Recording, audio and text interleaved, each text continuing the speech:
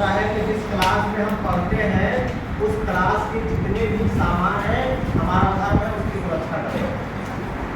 जैसे पढ़ाई की जिम्मेदारी हम लेते हैं आपसे कि हमारे संस्था में पढ़ाई होती है कि नहीं होती। अक्सर मैं पूछता हूँ विषय आपके पूरे हैं या नहीं पूरे, ये मेरा धर्म है, मेरा कार्य।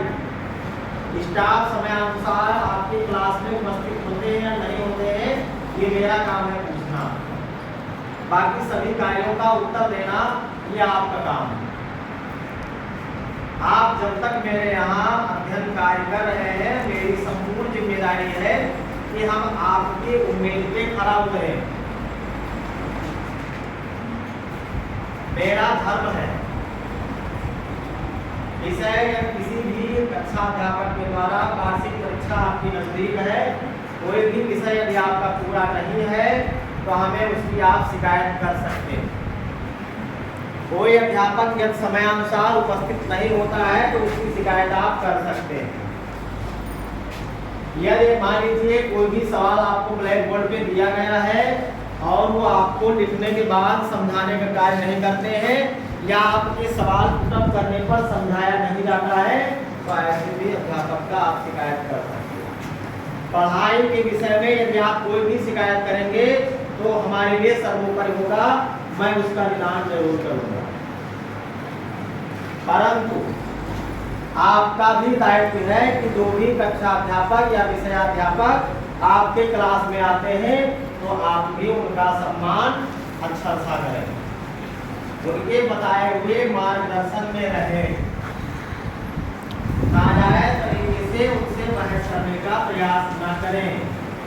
यदि आप उनसे बहस करोगे, उनका आप सम्मान नहीं करोगे तो आप ज्ञान अर्जन नहीं कर पाओगे। जीवन में ज्ञान ही एक ऐसा मात्र साधन है जो हमें ऊंचाइयों तक ले जाएगा। यदि मेरे अंदर ज्ञान नहीं होगा या मेरे अंदर सोचने की शक्ति नहीं होगी तो हम आगे नहीं जा पाएंगे। जीवन तो हर कोई जीता है, जीवन दुनिया में हर कोई जीता है, परंतु जिसके पास ज्ञान है उसका जीवन अच्छा चलता है, उसको जीवन में सम्मान मिलता है, लोग उसका कदर करते हैं। अगर आपके पास दिमाग होगा, आपके पास ज्ञान होगा, अच्छे लोग आपको सलाम करेंगे। बोले गलत बोल रहा हूँ या सही बोल रहा हूँ? इसलिए बेटा हमारा एक ही दायित्व है कि जो भी विद्यालय का नियम रेगुलेशन है उसको पालन करते रहिए, अपने स्टाफ का सम्मान करते रहिए और अपना ज्ञान अर्जन करिए। दुष्टता जीवन में कदापि न करिए, अपने माता पिता का सम्मान करिए, क्योंकि उनके मार्गदर्शन या उनके मेहनत से ही हम आप सभी लोग पढ़ते हैं। यदि माता पिता मेहनत करके फीस ना दे विद्यालय में, क्या पढ़ पाओगे? नहीं पढ़ पाओगे। इसलिए मेरा और आप सबका दायित्व है कि हम अपने अपने माता पिता का सम्मान करें। करोगे ना सभी लोग? कितने ऐसे लोग हैं जो अपने माता पिता का सुबह चरण स्पर्श करके आते हैं? जरा हाथ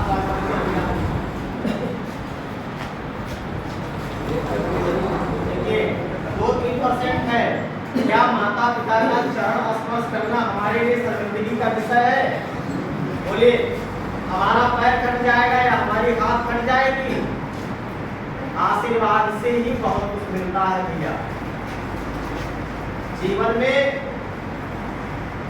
अभी मैं आपको एक शनिदेव भगवान का एक कथा आपको बता रहा हूँ। रोज उसका सीरियल आता है शनिदेव का। इसके पास भगवान ने टीवी दे रखा होगा, शाम 9 बजे आता है, इसको मैं प्रतिदिन देखता हूँ।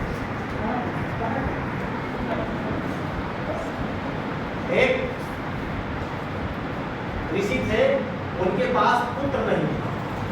उन्होंने पुत्र कामना के लिए भगवान शनिदेव का आराधना करना शुरू किया कि हमारी मनोकामना पूरी हो जाए।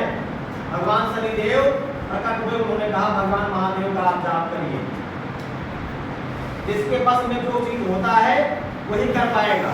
भगवान महादेव का जाप करने से प्रसन्न हुए भगवान, उन्होंने उनको वरदान दे दिया।